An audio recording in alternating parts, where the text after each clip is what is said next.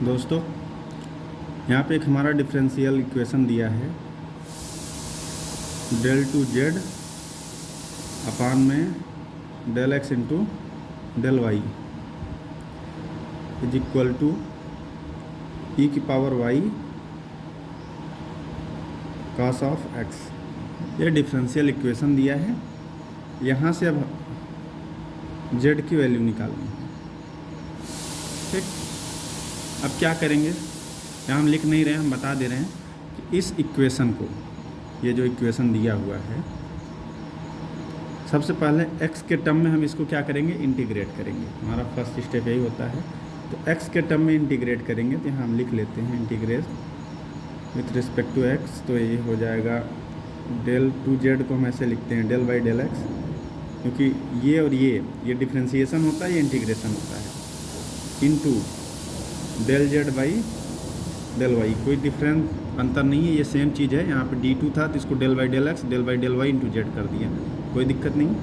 Into X के term में differentiate करें तो इंटीग्रेशन के साथ टोटल फंक्शन के साथ हम dx लिखते हैं, ये तरीका है। आगे ऐसे ही लिखेंगे equal to integration of E की पावर वाई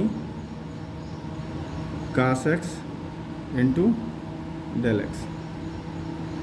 अब ये देखिए, ये डेल एक्स है, यानी जो x का टर्म होगा वही केवल इंटीग्रेट होगा। इसके अलावा जो बाकी टर्म है वो क्या है, x के टर्म में वो कांस्टेंट हो जाएगा, यानी x वाला x को ही तो इंटीग्रेट कर पाएगा, बाकी जो टर्म है वो क्या हो जाएगा, वो कांस्टेंट हो जाएगा। तो यानी e की पावर y डेल x के टर्म में कांस्टेंट है, तो e की पावर y हमारा बाहर हो जाएगा। अब यहाँ से देखिए, ये इंटीग्रेशन, ये और ये मिला के इंटीग्रेशन, और ये जस्ट उसका x के टर्म में इंटीग्रेशन, x के टर्म में डिफ्रेंसिएशन, एक दूसरे के रिवर्स हैं तो ये हट जाएंगे, ये आपस में हट जाएंगे। बचेगा क्या हमारा, del Z by del y equal to e की पावर वाई हमारा हो गया कांस्टेंट। क्यों, क्योंकि एक्स के टर्म में इंटीग्रेट कर रहे हैं तो एक्स का ही फंक्शन हमारा इंटीग्रेट होगा। और कास एक्स का इंटीग्रेशन होता है, ई की पावर वाई बाहर निकल गया, इंटीग्रेशन ऑफ कास एक्स का होता है साइन एक्स। हम यहाँ लिख लेंगे साइन एक्स। कास एक्स का इंटीग्रेशन होता है साइन एक्स, हम यहाँ बता दे रहे हैं, आप इसको लिख लीजिएगा। प्लस एक हमारा आर्बिट्री कांस्टेंट, क्योंकि जब डिफ्रेंशिएट करते हैं जो कांस्टेंट होता है वो जीरो हो जाता है, तो कांस्टेंट यहाँ हमारा आना चाहिए। ये एक्चुअल में रहे न रहे हमको लिख लेना है। हम मान लेते हैं वो फंक्शन हमारा कोई x के टर्म में हम क्या कर रहे हैं इसको, यानी जो y का हमारा फंक्शन रहा होगा वो x के टर्म में जब डी करेंगे तो जीरो हुआ होगा, तो y का ये फंक्शन यहाँ पे आ जाएगा। हम f ऑफ y क्यों लिख रहे हैं, हमने इसको इंटीग्रेट किया x के टर्म में और लिख रहे हैं f ऑफ y, क्योंकि f ऑफ y कांस्टेंट है x के टर्म में।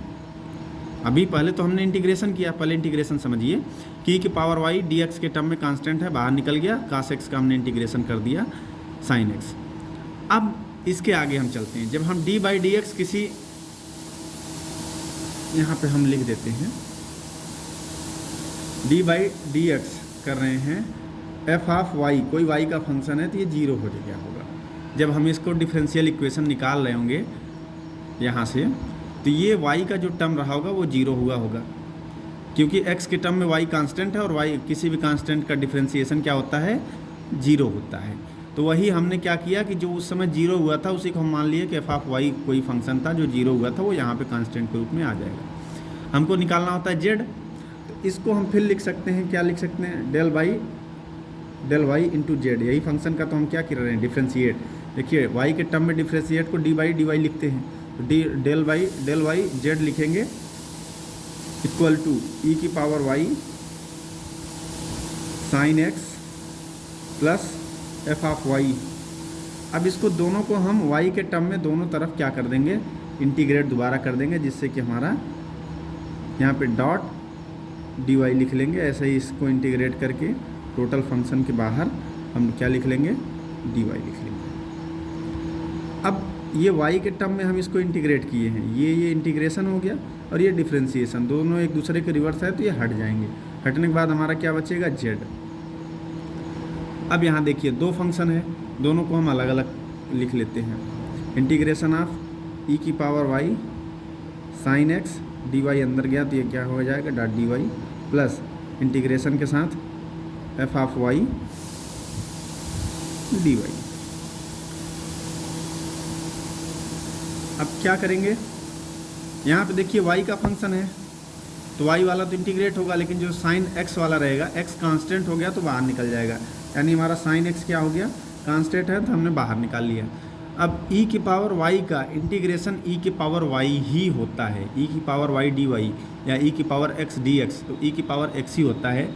ऐसे ही e की पावर y dy तो e की पावर y ही होता है, तो यहाँ e की पावर y हो जाएगा। ये तो हो गया हमारा इंटीग्रेशन इस फंक्शन का, e की पावर y का। इसके साथ जब हम इसको डिफ्रेंशिएट किए होंगे उस समय जब डिफरेंशियल इक्वेशन निकाल रहे होंगे तो ये y का के टर्म में हम क्या कर रहे हैं, इंटीग्रेट कर रहे हैं। तो y का फंक्शन तो यहाँ पे जो रहा होगा जब y के टर्म में डिफरेंशिएट किए होंगे तो वो तो सॉल्व हुआ होगा, लेकिन जो x का रहा होगा वो क्या हो गया होगा उस समय, 0। फिर से इसको हम समझा दें कि डी वाई एफ ऑफ या फाई ऑफ एक्स हम लिख लेते हैं क्योंकि एफ ऑफ एक्स यूज किए होंगे। जब पहले हम इसको डिफरेंशिएट किए होंगे y के टर्म में इंटीग्रेट कर रहे हैं, लेकिन y के टर्म में डिफरेंशिएट किए थे तभी तो y के टर्म में इंटीग्रेट कर रहे हैं। तो y के टर्म में जब इसको हम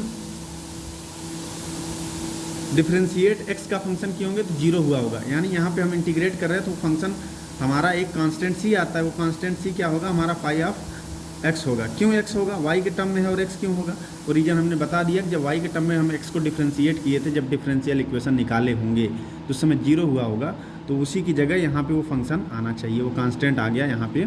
और ये एफ ऑफ y का ही फंक्शन है तो इसके साथ एक अलग फंक्शन बन जाएगा एफ डैश y, वो इंटीग्रेट होने के बाद एक नया फंक्शन आ गया। हमारा सॉल्यूशन क्या हो गया, यहाँ हम लिख लेते हैं z बराबर e की पावर y, हम पहले लिख लेते हैं sine of x plus phi of x plus